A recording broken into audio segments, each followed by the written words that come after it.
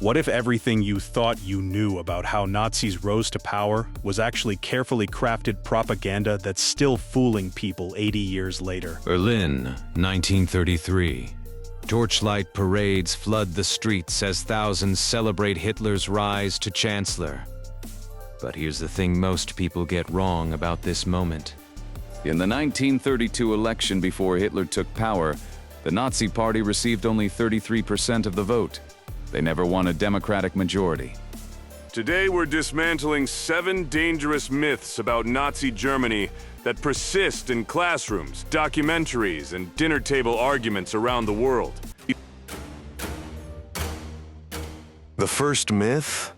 That ordinary Germans were brainwashed by propaganda and didn't know what they were supporting.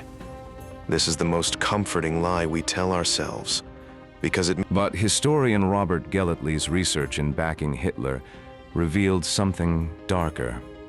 The Gestapo was vastly understaffed, only about 32,000 officers for the entire Reich by 1944. 32,000 agents to control 80 million people. The math doesn't work, unless... The regime relied on ordinary Germans denouncing their neighbors. Gellatly documented that up to 80% of Gestapo investigations began with voluntary denunciations from regular citizens. Think about that. 4 out of 5 Gestapo cases started because someone's neighbor, colleague, or family member voluntarily reported them. Germans weren't brainwashed. They were complicit. They knew about the concentration camps because the camps were advertised in newspapers. They knew about the persecution of Jews because it happened on their streets during Kristallnacht. On November 9, 1938, Nazi mobs destroyed over 7,000 Jewish-owned businesses. The broken glass covered so much of the streets that people called it the Night of Broken Glass. Historian Saul Friedlander documented that ordinary Germans watched, participated, or simply looked away. The myth of mass brainwashing lets us pretend that evil requires special circumstances. It doesn't. It just requires enough people choosing not to act. Myth number 2 gets repeated by people who want to find something good in the regime. They say, well, at least Hitler built the Autobahn. Except he didn't. The Autobahn project began under the Weimar Republic, before the Nazis came to power. The first section opened in 1932, a full year before Hitler became... Hitler's regime did expand the program, but here's what they don't mention in those "at least the trains ran on time" arguments.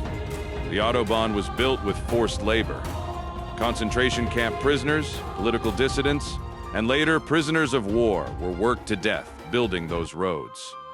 Historian Rainer Stammer's research revealed that construction accidents and deliberate brutality killed thousands of these forced labor. And here's the kicker. Most Germans couldn't even use the Autobahn. In 1938, only 1 in 50 Germans owned a car.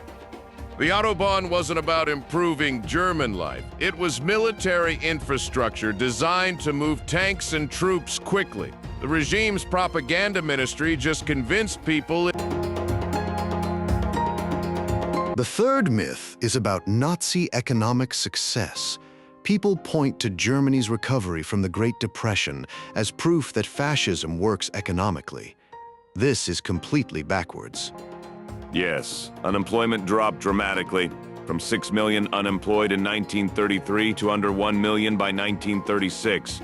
Impressive, right? Until you realize how they achieved it. Economist Adam Tooze documented in The Wages of Destruction that Nazi Germany didn't create a sustainable economy.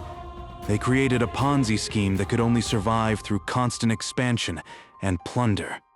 Here's how it worked. The regime didn't count women as unemployed. And they put millions into military production and conscription. When you force people into the army or armament factories, unemployment technically drops. But you haven't created a real economy. By 1938, Germany was spending 58% of its budget on the military. 58%. That's not economic recovery, that's preparation for war. Tooze revealed that Nazi Germany was effectively bankrupt by 1939. The only way to pay for their military buildup was to invade other countries and steal their resources, gold reserves, and artwork. This is why Nazi Germany had to keep expanding, not because of some grand ideological vision, but because their entire economic system was a pyramid scheme that required constant new victims to plunder. The regime stole an estimated $100 billion worth of assets from Jewish families, occupied territories, and conquered nations. That's their economic miracle. Theft on an industrial scale.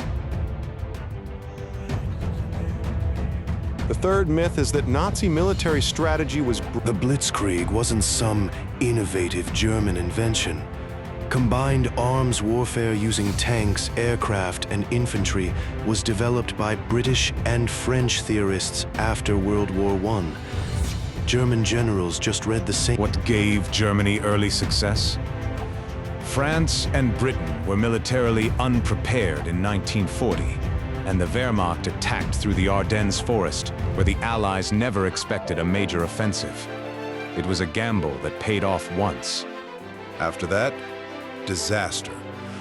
German tactical doctrine had a fatal flaw. It relied on speed and surprise for quick victories, but had no plan for sustained warfare.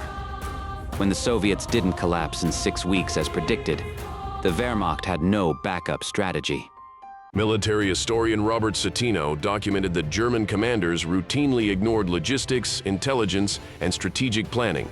They treated war like a series of tactical puzzles, never understanding the bigger operational picture. The so-called genius generals.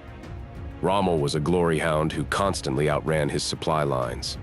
Guderian was brilliant tactically, but strategically clueless.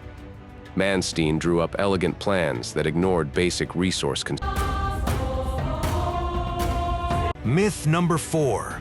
Nazi Germany had superior technology. Tiger tanks, V-2 rockets, jet fighters. Sounds impressive, right? Wrong. These wonder weapons were expensive distractions that drained resources from practical military needs. Let's look at the numbers. Germany produced 1,300 Tiger tanks during the entire war.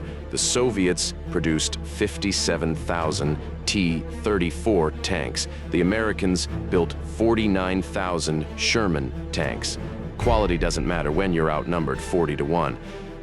The Tiger was a mechanical nightmare. It broke down... The V-2 rocket program, it cost more than the Manhattan Project and killed more people building it than it did as a weapon. 3,000 forced laborers died in the underground factories. The rockets killed 2,700 civilians in London. Meanwhile, the Allies focused on boring, practical technology. Reliable radios, proximity fuses, radar, mass-produced trucks. Logistics wins wars, not prototype superweapons that work once then explode. These myths persist because they're comforting. It's easier to believe Germans were brainwashed than to accept they chose fascism. It's less disturbing to credit economic miracles than stolen wealth. But understanding the truth matters. These myths don't just distort history. They shape how we think about fascism today. When we mythologize Nazi efficiency, we make authoritarianism seem competent. When we excuse ordinary Germans as victims of propaganda, we forget that fascism requires mass participation. The lesson isn't that Nazis were uniquely evil. It's that ordinary people, given the right conditions, will choose terrible things. And that should terrify us more than any myth. Beyond the surface, subscribe, and I'll see you in the next investigation.